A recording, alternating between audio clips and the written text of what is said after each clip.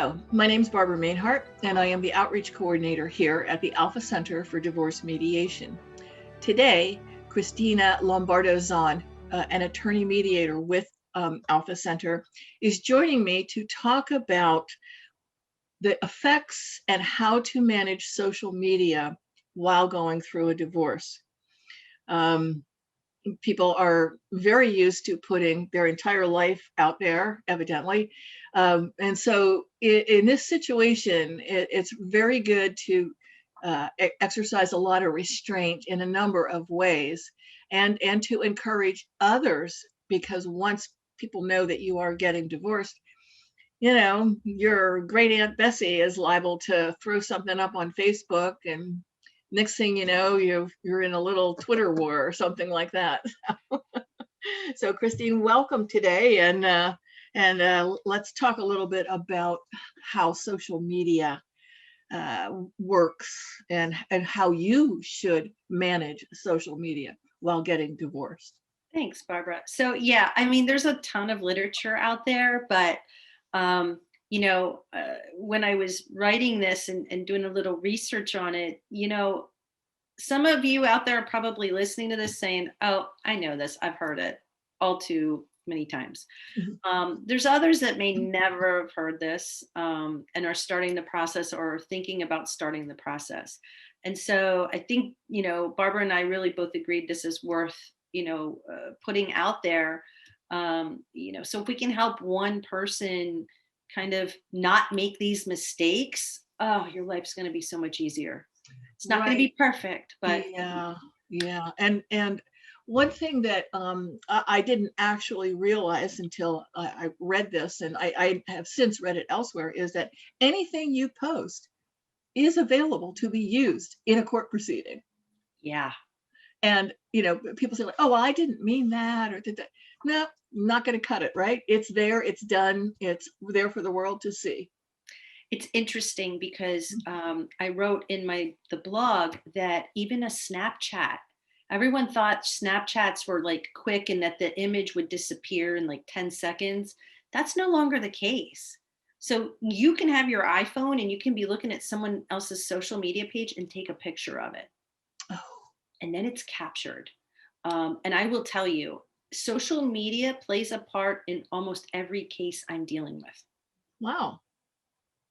And so it plays a part. Now, it's not always a bad thing, but sometimes it can be used to help you if you have a bad spouse who's just really, putting it out there on social media. But if you're the one making the mistakes, that's a problem.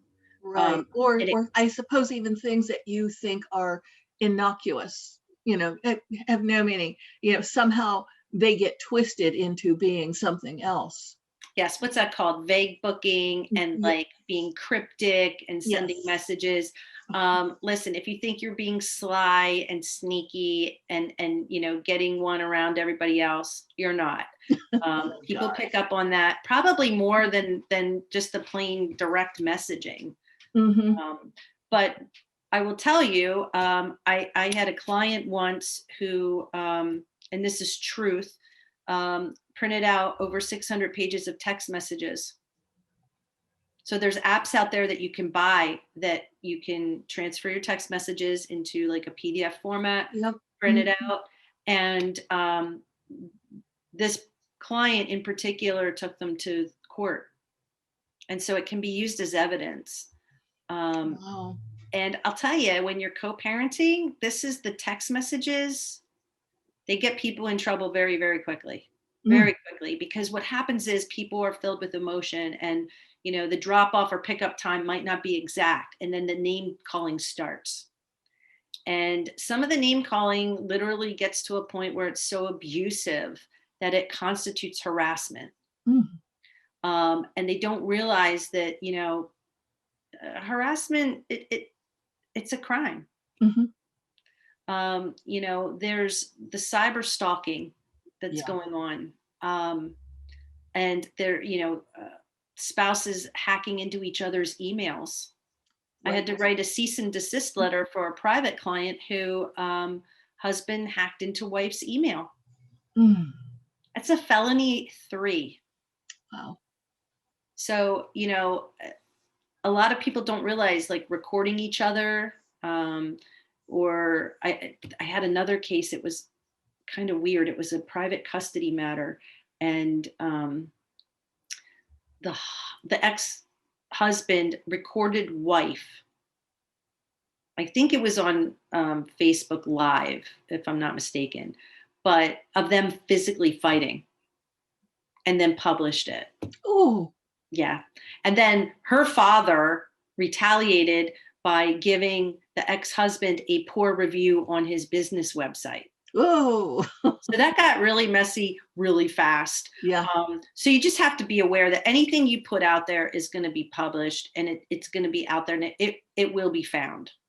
Right. And so you should really, almost in a sense, I'm going to say censor yourself. Like make sure, someone once told me that, like, never, if you're going to keep a journal, it's one of those things where, like, you should never put anything down in writing that you're uncomfortable with somebody seeing, and it's kind of like that. It's like, hey, if you don't want someone seeing it, commenting on it, and doing something with it, don't put it there. Best advice I ever heard was plain vanilla.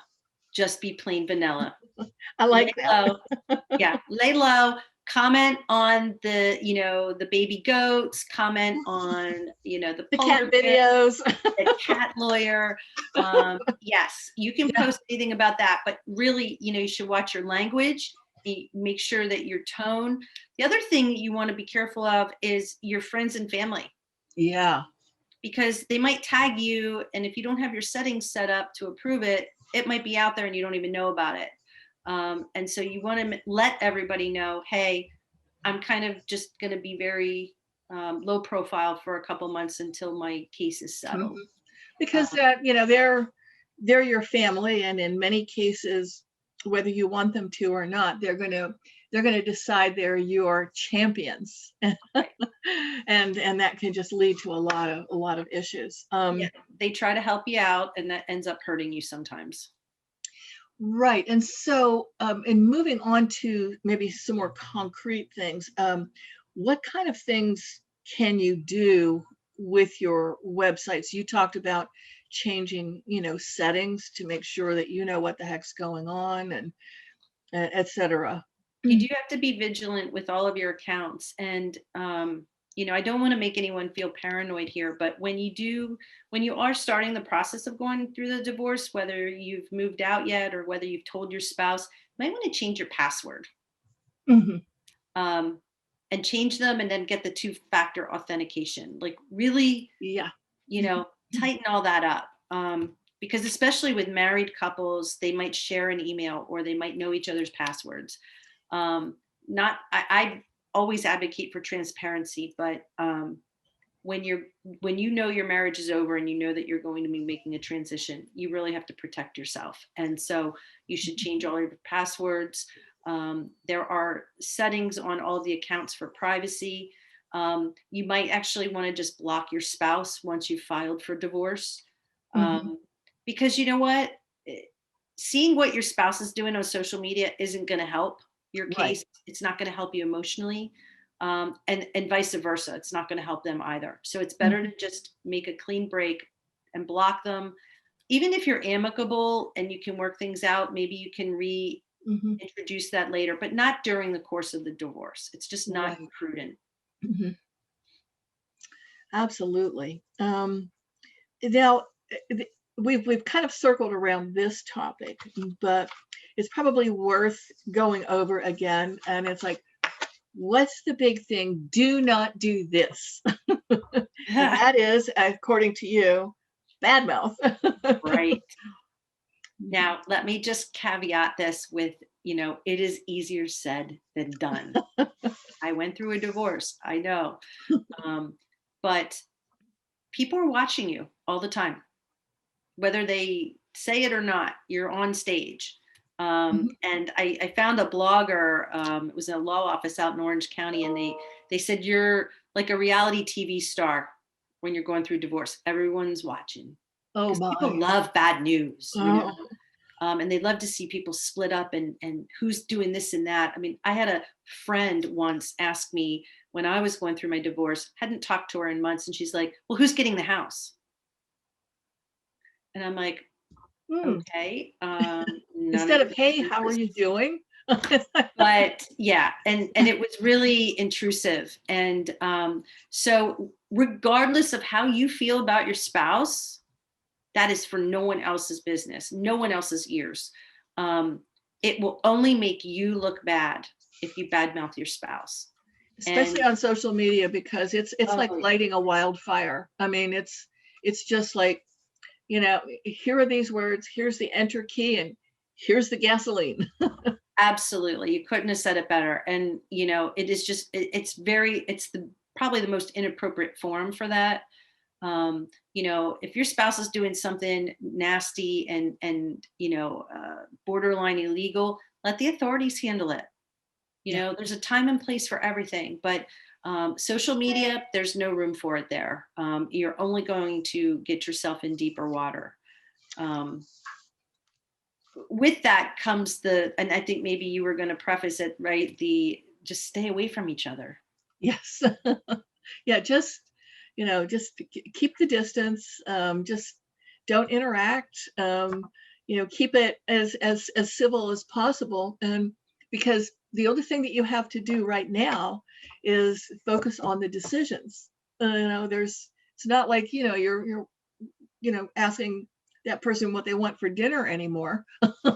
Well, but I've noticed with my clients and, even the mediation clients who are amicable and willing to work with each other, there's still a little bit of space where they're trying to form that new trust, right? As Mhm. divorced people.